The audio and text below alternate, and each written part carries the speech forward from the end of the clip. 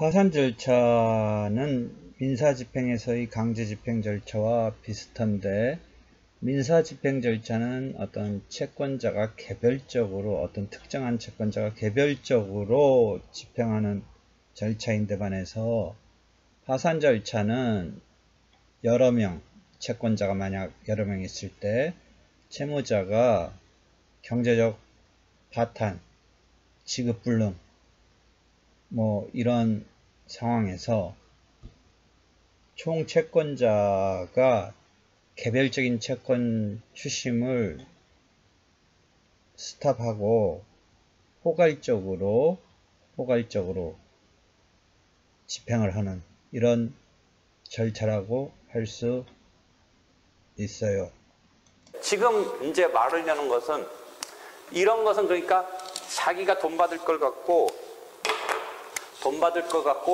개별로 집행을 하는 건데, 이 채무자가 갖고 있는 재산 등등이 경제적으로 거의 파탄나고 독립적으로 이렇게 돈 받을 자들이 돈 내놓으라고 하면서 와그닥닥 덤벼드는 이런 상태에서 개별로 집행이 들어오는 거가 이 사람한테 이제 여러 가지 재산을 정리하는 단계에서 뭔가 하나 더 절차를 설정해 준 게 도산 절차, 파산 절차라고 해서 채권자가 있을 때 이 사람 재산을 동결을 해놓고 동결을 하고 공평한 여러 수인의 채권자, 여러 명의 채권자 사이에 공평한 청산을 위한 절차가 파산 절차.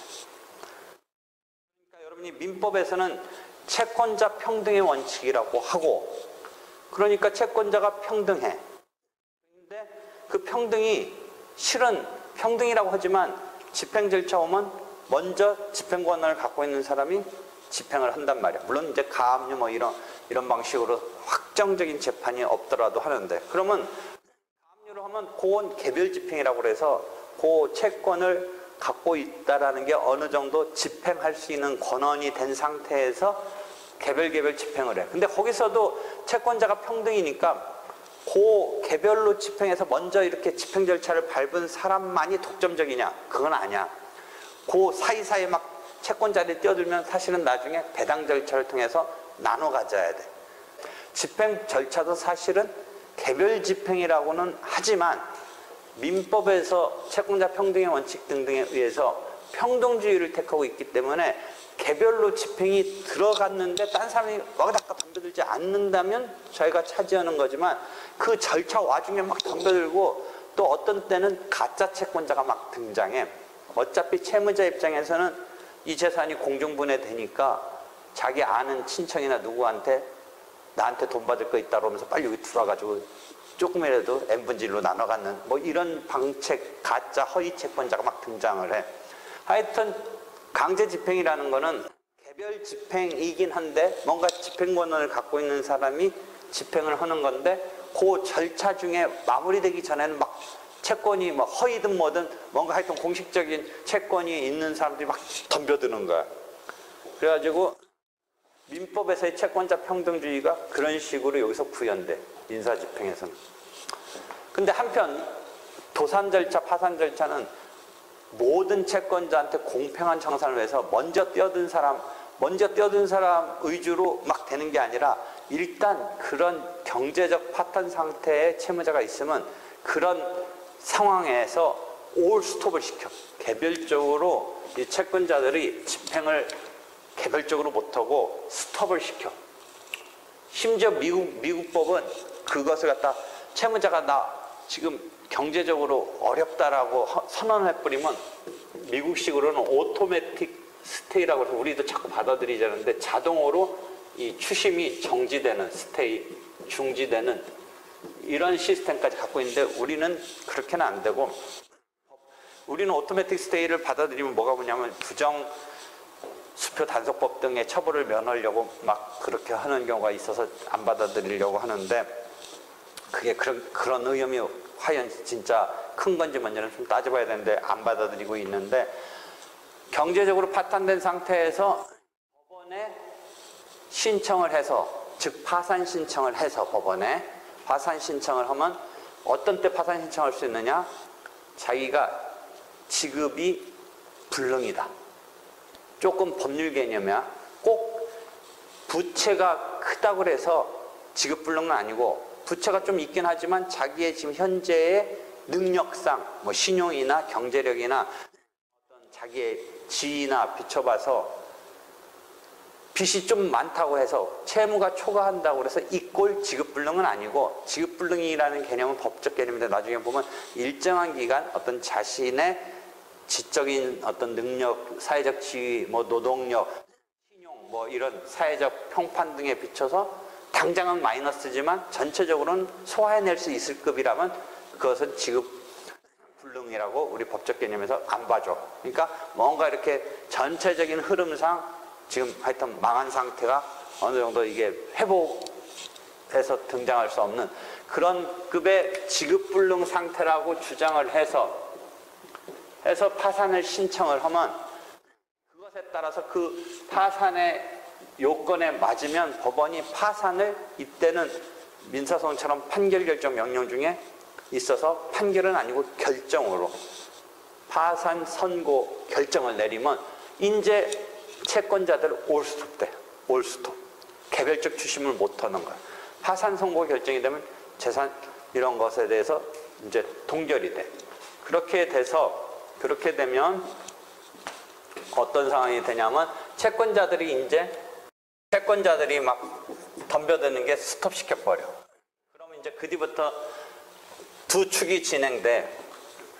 근데 누가 등장하느냐? 파산 관제인이 등장해. 파산이 선고되면 파산 관제인이 선임돼. 이게 주로 변호사가 선임돼. 일반 개인은 변호사가 등장해. 법적인 걸 처리해줘서. 파산 관제인이 변호사가 그러니까 변호사가 많이 돼. 그리고 이 변호사가 이제 이 사람의 대신해서, 채무자를 대신해서 이 사람이 등장해서 채무자의 재산권에 대해서 관리 처분권이 파산 관제인에게 넘어가. 파산 관제인에게 재산 관리 처분권이. 그래서 이 사람의 재산을 동결하고 채권자들로부터는 채권을 신고받아. 너 얼마 받을 거 있니? 일단 개별적인 추심은 금지시키고 신고를 받아. 한편 파산 관제인이 신고 같은 것을 받고, 물론 이제 법원이 다 통제는 하지만 이 사람을 의한 파산 관제인. 그 다음에 파산 관제인이 또 한편에서는 개인의 경우는 재산이 별거 없어.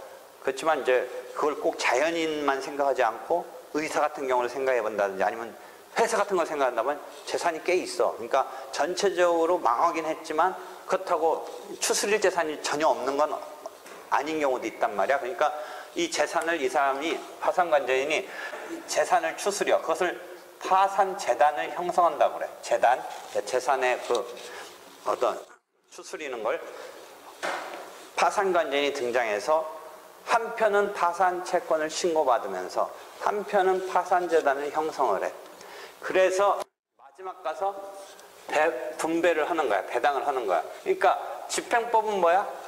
나중에 배당은 있고 채권자가 여러 명 등장하지만 조금 틀린 거야. 여기는 애초부터 스톱을 시킨 거고, 일반 집행은 사실은 1대1의 문제였는데 1대1의 프로세싱에 민법에서의 채권자 평등의 원칙 때문에 거기 덤벼드는 것의 결과로서 평등하게 덤벼드는 것까지를 인정함으로써 여러 명한테 배당을 하는, 그 물건 하나 뭔가 부동산을 경매했다든지 채권을 추심명령한 거 뭐 이런 등등 여러 가지 상황이 있을 수 있는데, 그런 어떤 개별적인 건에 대해서 채권자가 여러 명 등장할 뿐이지 그건 개별적인 어떤 프로세싱이야. 이해하겠지?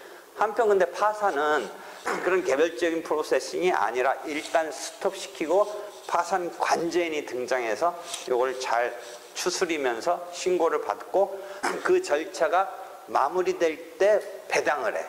그럼 뭐냐? 뭐 상식적으로 이렇게 생각하면 되지.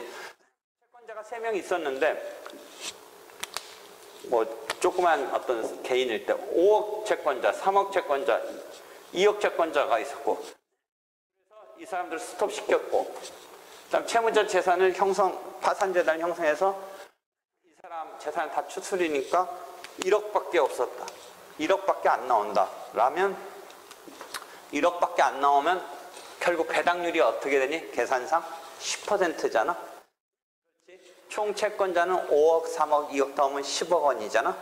이게 아까 말했듯이 뭐야?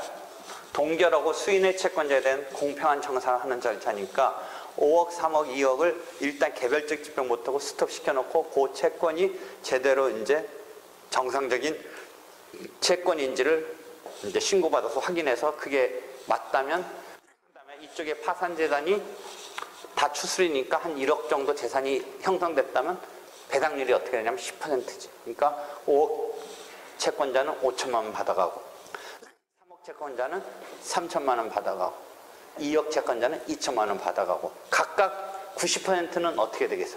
못 받고 있는 거지. 그 대신 요 개념이 그래서 개별 집행이 아니라 용어로 뭐라고 표현하냐면 포괄 집행이라고 해요. 의미 알겠어? 포괄 집행. 포괄적으로 여러 명이 이렇게 전체적인 틀 속에서 집행이 어떻게 보면 집단적으로 이렇게 된 거지. 그렇게 해서 이런 케이스라면 10%의 배당에 따라서 10% 배당에 따라서 90%는 이제 날라서 못 받는 거야. 그래서 90% 정도는 이제 잔존해서 남게 되고 일단 10% 돼. 사실상 이 파산이 됐다가 이 사람이 재산 있는 거 다 모았지만 1억 정도라면 이 90%는 이제 떼이는 이런 꼴이 되는 거지. 그렇지만 완벽하게 떼이는 건 아니야.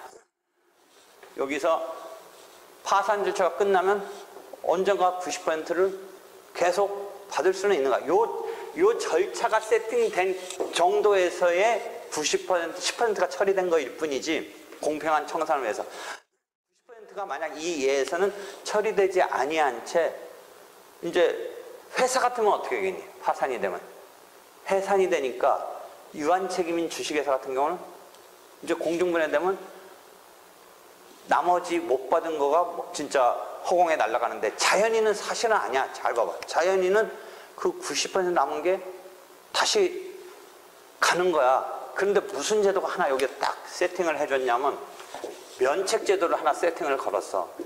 이게 뭐냐면 면책은 미국식 제도고 독일과 일본과 우리는 원래는 파산 절차 자체는 지금 예에서 10% 정도의 변제가 되면 90%가 이 절차에서는 남으면서 다시 이제 90%를 안고서 자연인으로서 이 사람은 자기 생명 다할 때까지 가는 거야. 빚을 안고 가는 거고 자기 죽더라도 또 상속 포기 같은 게 있지 않은 이상 자손 때까지 가는 거야. 근데 그게 자연인이 아니라 회사 같은 경우라면 해체되니까 안고 간다는 개념이 없는데 자연인은 물리적 존재로 살고 있으니까 안고 가는데 이게 너무 가혹하다.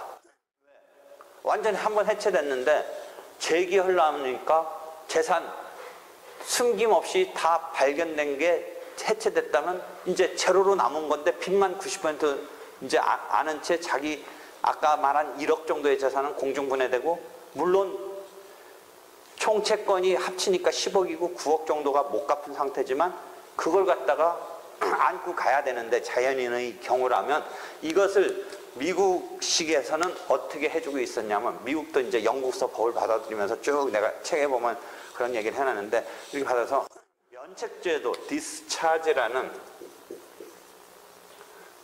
면책제도를 두고 있는 것을 일본이 2차 대전 패망을 했잖아. 45년인가 패망해서 미국 맥아다가 일본도 딱 와가지고 이제 여러 가지 이제 미국의 점령의 사령관인데 너희 이런 제도도 받아들이라 해가지고 1952년 정도에 미국 제도를 디스차지 제도를 기존의 파산에 접목시켜서 받아들였어. 그래가지고 지금 그 법이 우리 법에도 그대로 있는 거야. 원래 그러니까 대륙법에서의 그거는 파산 절차까지 해체하는 절차까지만 공평한 청산을 위해서 채권자의 공평한 청산을 위해서 했던 거지 채무자의 재출발까지는 고려하지 않은 이런 제도만 있었어. 그런데 면책제도를 여기다 접목시켜서 이게 프레시 스타트라는 개념의 미국법 재출발해라 다. 그럼 프레시 스타트를 하기 위해서 좀 아까 같은 예에서는 90%의 채권을 탕감해주는 절차를 둔 거야. 면책 절차를 둔 거야. 무조건은 아니지만 이 사람이 뭔가 성실하게는 해봤지만, 성실하게 살았지만 엉겹길에 빚을 진 거야. 예컨대 요새 와서 우리 보면 뭐야, 농가에서 어떤 작물을 키우면 좋다든지 돼지를 키우면 좋다는데 갑자기 뭐 구제역이 온다든지 닭을 키우면 좋다는데 뭐 조류 뭐가 왔다든지 해서 쫄딱 망했다든지, 무슨 비닐하우스를 하면 괜찮다고 그래서 뭐 해봤는데 갑자기 태풍이 와가지고 그냥 다 날아가서 쫄딱 망했다든지. 쫄딱을 망했을 때 그 표현이 뭐냐면, 프레시 스타트의 표현은 아니스티하지만, 그러니까 뭐 어니스티가 우리가 정직하다라는 뜻인데 이때는 성실하지만, 그 다음에 unfortunately 해가지고 불운한, 성실하지만 불운한 이런 사람을 위해서 면책의 어떤 요건, 그러니까 뭔가 열심히 해보려고, 그러니까 둘이 맞벌이 해가지고 집을 하나 하려고 해서 막 했는데 갑자기 요새 부동산 투기 때문에 뭐 대출을 갖다가 갑자기 중단시키는 와중에 또 부인은 뭐 회사에서 뭐 때문에 잘렸다. 그러니까 갑자기 이게 요새 뭐 IMF 같은 때 생각해, 이자가 30%인데 막 완전히 예상 밖이잖아, 그런 거. 그러니까 그런 불운하고 나름대로는 열심히 해보려고 했는데 이런 사람들에 대해서 그 요건하에 면책을 시켜주고 여기서 프레시 스타트로 떨궈줘. 그럼 이 채권자 입장에서는 중간에 붕 뜨는 거야. 아까 파산 절차 자체까지는 10%만 받아서 조금 찜찜은 했지만 그 90%가 없어진 건 아니거든. 이 절차에서는 그렇게만 확보할 수밖에 없게 세팅을 해놓은 거지만 90%가 자연인의 경우는 하여튼 살아서 뭔가 갚아라 라고는 할 수 있는 권리가 있는 거였는데 지금 이제 면책이 돼서 90% 채권에 대해서 탕감을 해주는 거야, 법원이 결정으로. 그래서 민법에서 잘 봐봐, 민법에서 면책된 채무의 성질이 한번 나와. 민법 기억해? 민법에 면책된 채무, 파산법에서 면책된 채무 한번 나오는데 그때는 알든 모르든 그냥 그렇게 했을 거야. 요 경우거든. 어디서 나오냐면 자연채무라는 예에서 나와. 잘 생각해. 자연채무. 일반 채무 말고 자연채무는 뭐니? 강제 집행을 할 수는 없는 거지. 그렇다고 그냥 채권채무 관계가 없는 건 아니지. 완전 소멸한 건 아니지. 근데 강제로 가서 받을 수는 없는 거지. 강제로 가서 받을 수 없는 그런 속성을 자연채무라고 해서 하나 예가 나와. 요 경우야. 채권자 입장에서는 법원이 면책을 결정을 해버리면 강제로 가서 이제 못 받는 거야. 이 면책제도가 없었을 때는 아까 어떻다고 그랬지? 90%면 90% 못 받은 것을 그 끝내는 지켜봐서 권리를 갖고 있는 건데 이때는 안 된다라고 하고 딱 끊어주는데 그 속성을 지금 민법에서는 자연채무라고 보는데, 하여튼 우리 이제 이런 면책제도가 있기 때문에 파산 청산 절차를 마치면 요건에 따라서 면책이 되는 이런 시스템인데, 좀 더 이 채무자의 경제적 제출과를 위해서 처음부터 파산 신청할 때부터 같이 면책을 신청하도록 할 수 있는 이 제도를 갖고 있죠. 물론 면책 자체는 파산 신청과 다르긴 하지만 그 다음에 채무자가 파산을 신청했을 때 면책을 받고자 하는 것이므로 별도의 특별한 의사가 달리 표현되지 않으면 파산 신청할 때 면책도 받고자 한 이런 것으로 봐주고 있죠.